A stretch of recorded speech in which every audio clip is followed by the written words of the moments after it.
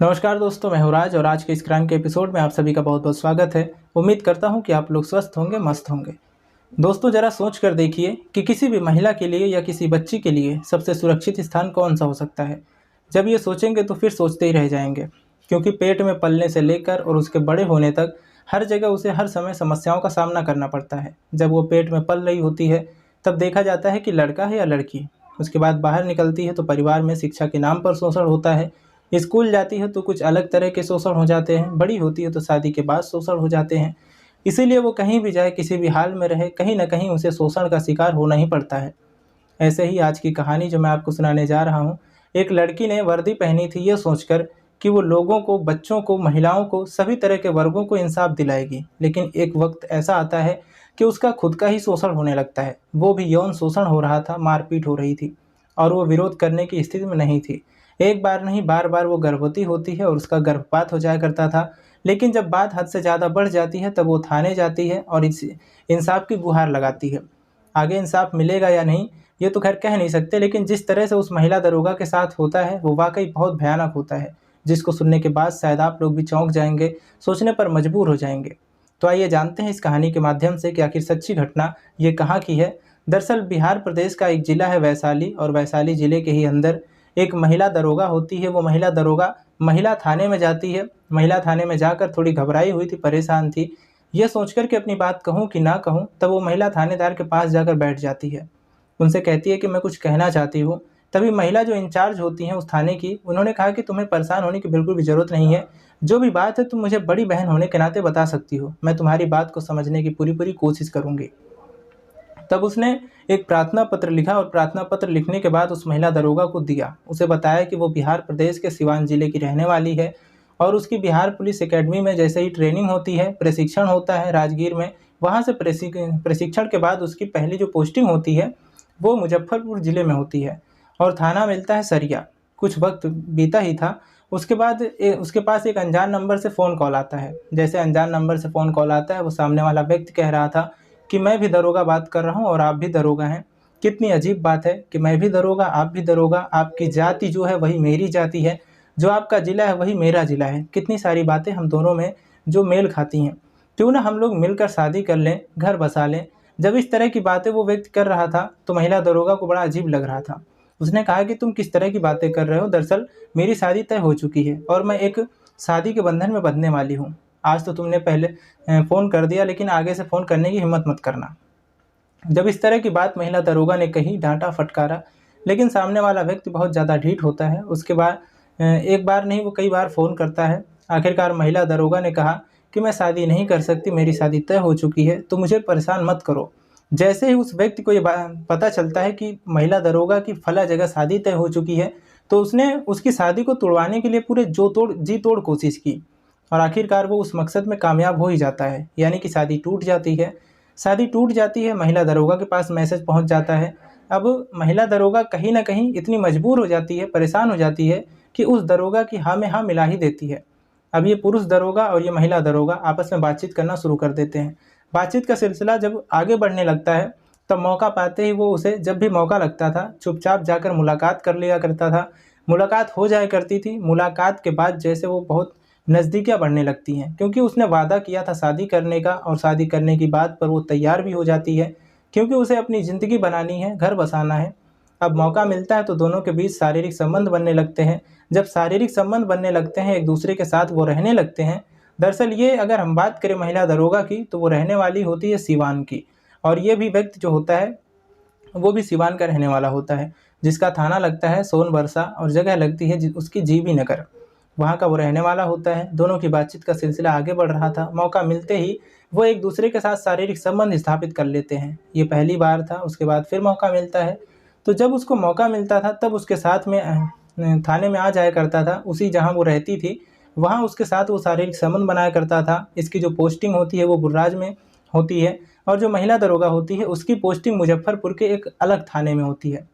दोनों की बातचीत भी होती थी, आगे सिलसिला चल रहा था। लेकिन एक दिन ये पता चलता है कि वो प्रेग्नेंट हो जाती है। प्रेग्नेंट का पता इस तरह से चलता है क्योंकि महिला दरोगा के जो पेट में दर्द बहुत तेज़ी के साथ होने लगता है। तभी वो उस दरोगा से कहती है, इसका नाम राहुल कुमार होता है, कि राहुल मेरे पेट में बहुत तेज़ दर्द हो रहा है।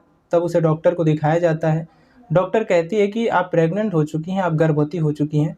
इस बात का जब गर्भवती होने वाली बात थी, तब वो कहती है कि शादी कर लेते हैं और ये बच्चा नहीं गिराते हैं, क्योंकि बात समाज में पता चलेगी तो बहुत ज़्यादा खराब हो जाएगी तुम्हारी।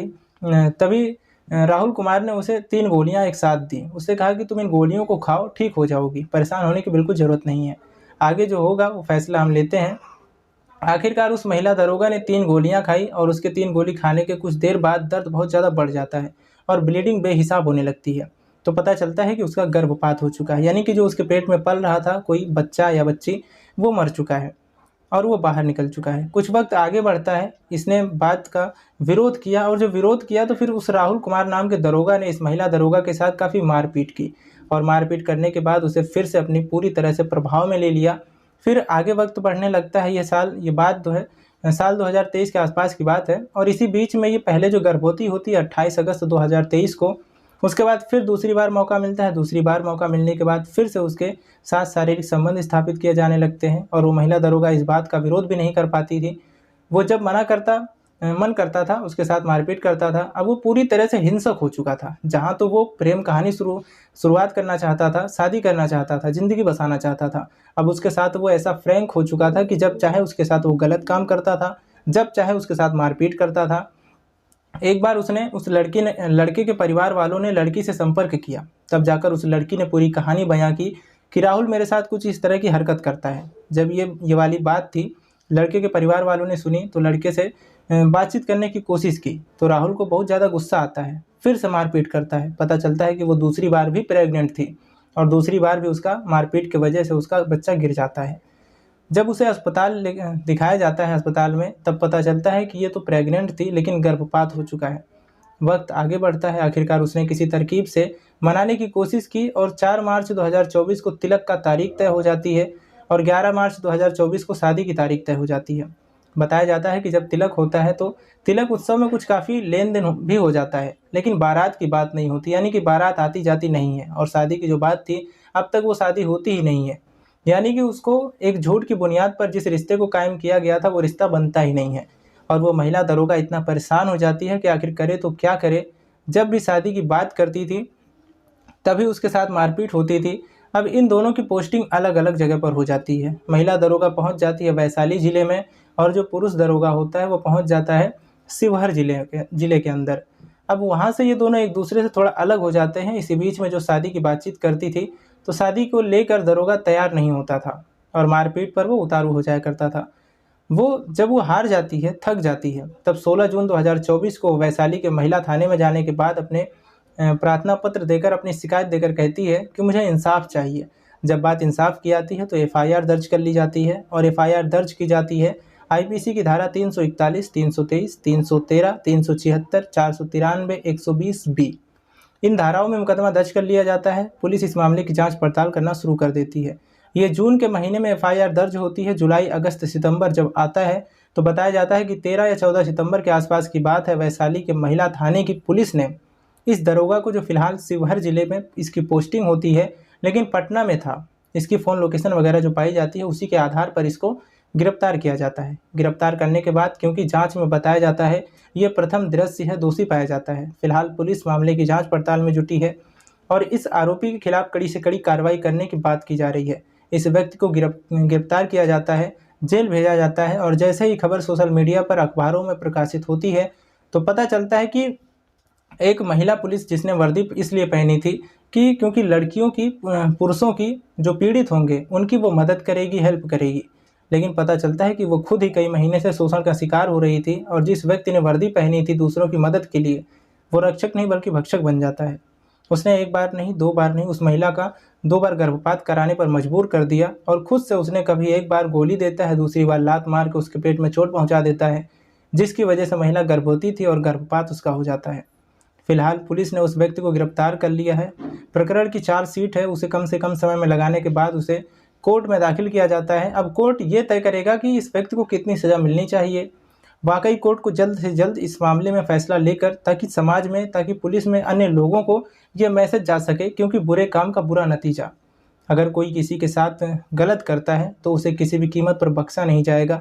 कुछ इस तरह का संदेश देना समाज को बेहद ज़रूरी है और ख़ासकर जो महिलाएं, चाहे वो पुलिस में हैं या किसी और वर्किंग प्लेस में हैं, उनकी जिम्मेदारी बनती है कि पहले ही बार में वो अगर खुल के विरोध करें तो इस तरह की फिर नौबत आएगी ही नहीं, क्योंकि वो पहली बार में थोड़ा-सा मासूम वाला जो है अपना रूप अपना लेती हैं और सामने वाले व्यक्ति की गलती को, बड़ी से बड़ी या छोटी-छोटी गलती को नज़रअंदाज कर देती हैं और वही गलतियाँ फिर बड़ा रूप लेना शुरू कर देती हैं। काश इस महिला दरोगा ने पहले दिन विरोध किया होता, पहले दिन अपने बड़े अधिकारी को ये कहानी बताई होती, तो शायद इस दरोगा की इतनी हिम्मत नहीं पड़ती, तो ना तो उसका शारीरिक शोषण करता, ना ही उसका जो है रिश्ता तोड़वाता और ना ही शायद उसको इस हाल पर लाकर छोड़ता।